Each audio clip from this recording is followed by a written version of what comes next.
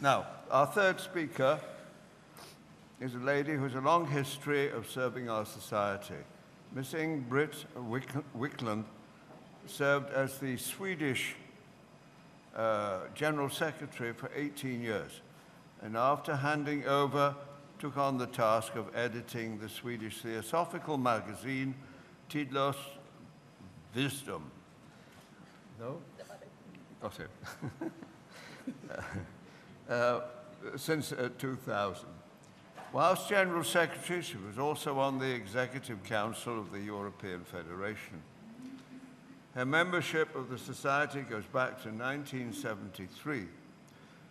Why does it give me special pleasure to invite her to address you? Well, she may be, apart from any members from Nairobi, she may be the only person in this room who has attended four World Congresses. Nairobi in 1982, Brazil, what's the next one? Sydney, and then Roma. But I'm sure not many people went from Nairobi to Brazil, so I think you're in. Sydney.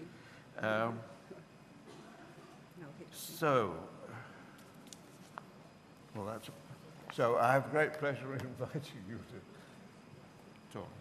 Thank you.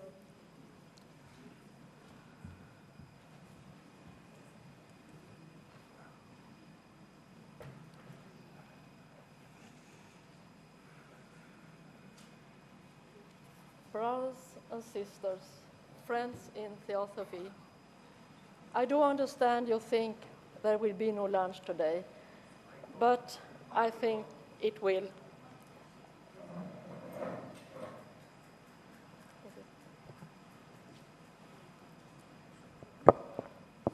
Thank you. I grew up in a family where we, on different occasions in love, helped both each other and everybody else as soon as we could. To lend a helping hand was as natural as breathing. So when I, as a grown-up, met theosophy, brotherhood without reservation was nothing new for me, and I immediately accepted the first of the three declared objects of the TS, to form a nucleus of the universal brotherhood of humanity without distinction of race, creed, sex, caste, or color. When the TS was founded in 1875, our first object was a revolutionary thought, and it was met by many people with opinions that, like racism, religious intolerance, a discrimination of women, the imperialism of the Western world, and white people's discrimination view of colored people. All this was at this time something that was generally accepted. Today, the equal worth of all men is accepted by everybody, at least in theory, even if it is still a long way before it is realized.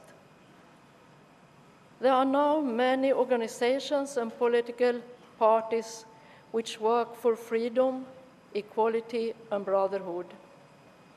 In 1948, the United States declared the Human Rights Conventions. The first article says, "All human beings are born free and equal in dignity and rights.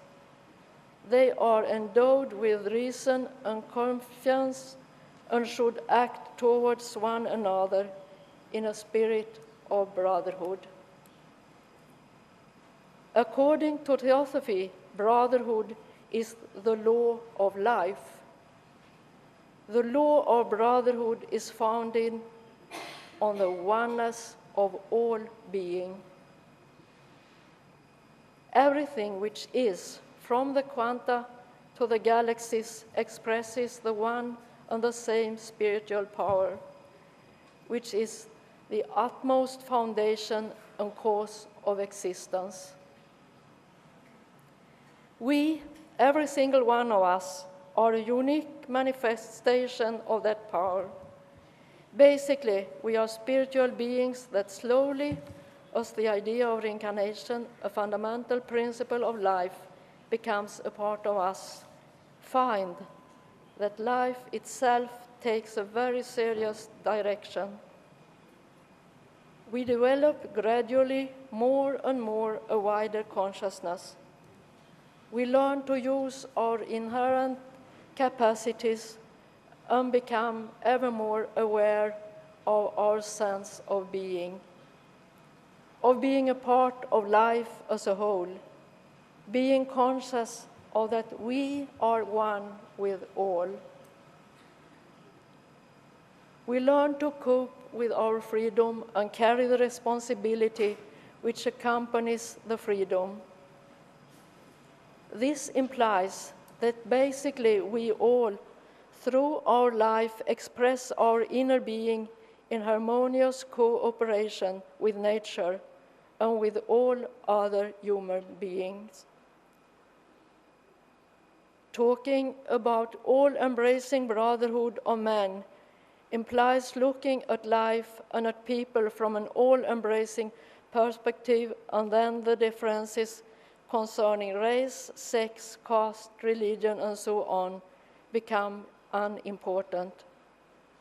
And what remains is brotherhood as a loving law embracing all creation. In the TS, we are working towards such a brotherhood. The situation in the world today, where we meet problems like racism, war, and other kinds of violence between people, is ultimately based on the absence of brotherhood between nations, groups of people, and individuals, and also on our lack of respect for nature. C.W. Leadbeater said in a letter in 1923, "The most important thing about theosophy is its effect on our daily life, and to implement this, we must assume a theosophical attitude towards our surroundings and learn to see everything from a theosophical point of view." To form a nucleus of the brotherhood of man without any distinctions and with the consciousness of the spiritual nature of life is as necessary now in 2010 as it was in 1875, when the Theosophical Society was founded. How do we try to realize this all-embracing brotherhood? And what does this brotherhood that shows us the road to awareness look like? When I ask myself this question, I notice that the road seems quite obvious, but then almost impossible. Starting from the concept of reincarnation, the road seems evident with every incarnation. We acquire new experience that carry us forward towards greater awareness. I can understand this intellectually, but it is not so easy to put it in practice. We have all now and then been tempted and influenced by superficial and desirable things like flattery, praise, material success, ambition, wealth. And this is not entirely wrong, but a part of our development on this stage where we now are in our progress. This is a part of the way we have to go to achieve consciousness and get to know the divine spark we carry within us. Getting to know the everlasting which penetrates all and everything. As Bhagavad Gita says, incomprehensible it is, unchanging, eternal. But the title to this lecture, Brotherhood, A Road to Awareness, demands something more. It does not only talk about awareness, but also about brotherhood as a way to reach it. We cannot sit at home in our small rooms and read and understand. We must turn outwards and practice what we have read, something which is not always as easy. But perhaps we can get a greater understanding towards our fellow travelers on our life journey when we meet the other reality around us. We notice what is going on, we register our desires and needs. We start to understand how important the inner is in relation to the outer. If we have worked on trying to get rid of our desires, and if we have left a part of the outer ties of the mind, then we may perhaps reach balance and harmony through silence and meditation. Starting from this harmony, we can reach an understanding of our capacity for conscious awareness. This is a powerful instrument in the mind for reaching understanding of our fellow beings and approaching the true reality. Through meditation and yoga practice, Charlie Nicholson writes in a book, Ancient Wisdom, Modern Insight, we can start activating dormant levels in our consciousness, and in this way widen the view of our existence and give us a clear picture of it. Ravi Ravindra, professor of physics and religion, has said, yoga is the teaching through which the unheard can be heard and the unseen can be seen. One becomes aware of a reality which is completely different, more subtle and more embracing. Another way of hearing the unheard is to hear with the ears, but listen with the heart. This is a method which we can use in our daily life and constantly practice. If we hear with the ears, but listen with the heart, then we live our brotherhood. And in this way, we can walk the road which leads to consciousness. When we are listening with the heart, there is a harmony in us, a harmony through which we can find the balance between thought and feelings. See reality as it is with both feelings and intellect. Find the wholeness. Nobody can in a moment change the whole attitude to life. It's unreasonable to demand this.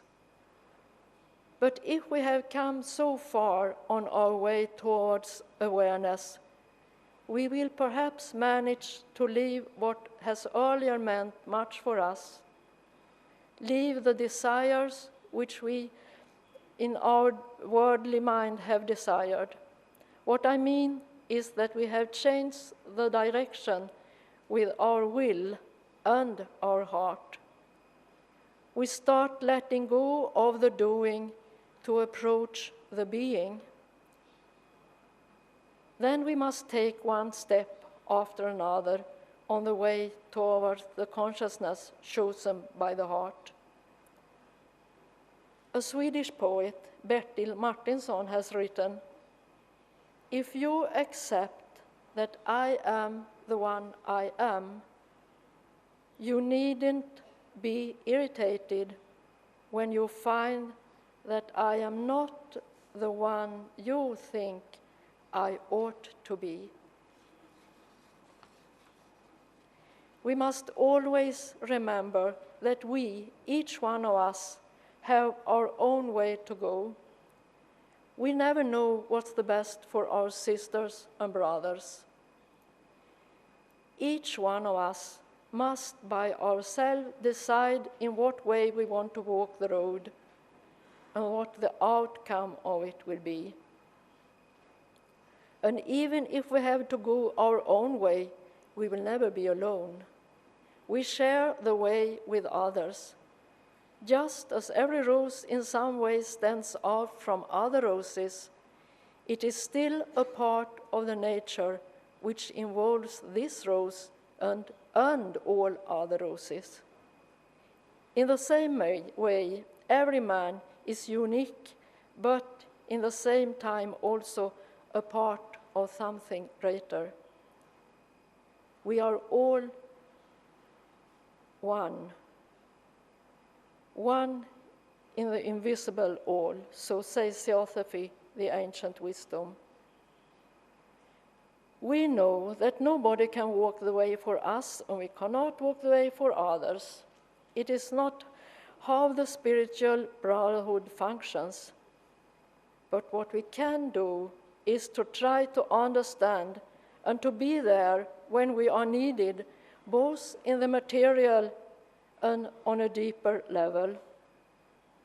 That is this deeper level of the brotherhood we talk about in the first object of the TS society.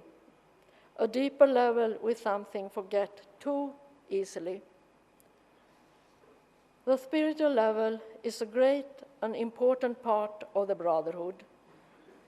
There we can find the ambition to form a new civilization in which differences exist, but they are immaterial in a brotherhood with its sources in the wholeness of the one life.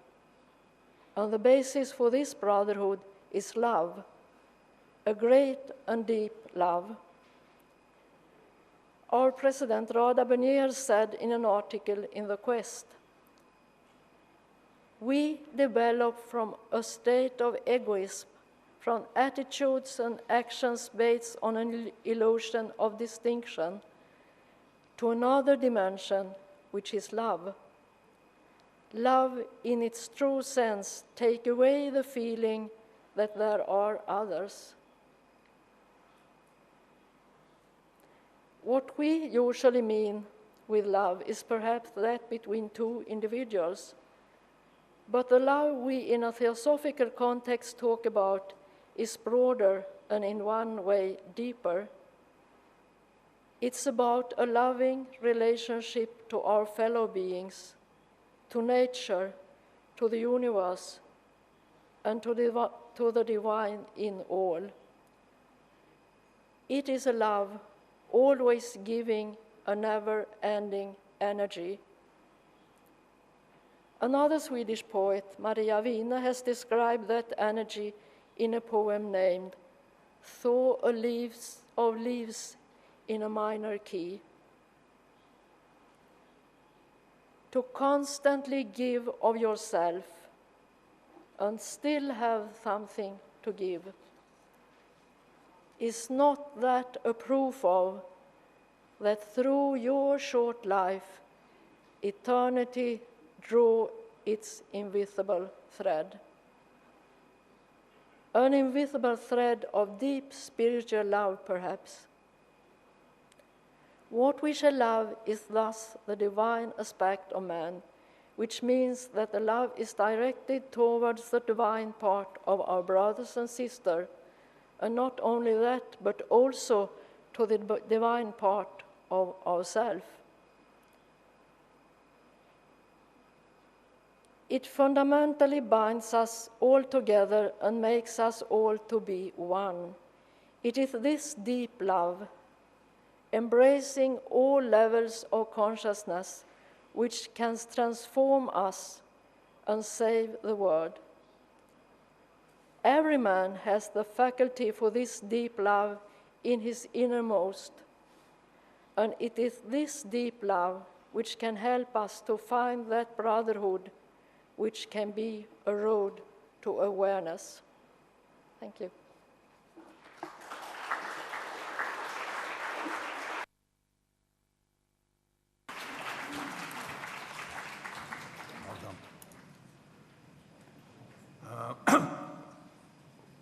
Once more, may I thank our three ladies for their able contribution to this symposium. And may I thank you all for attending. The three short talks were worth listening to from the three eminent members of our society. Brothers and sisters, the session is ended.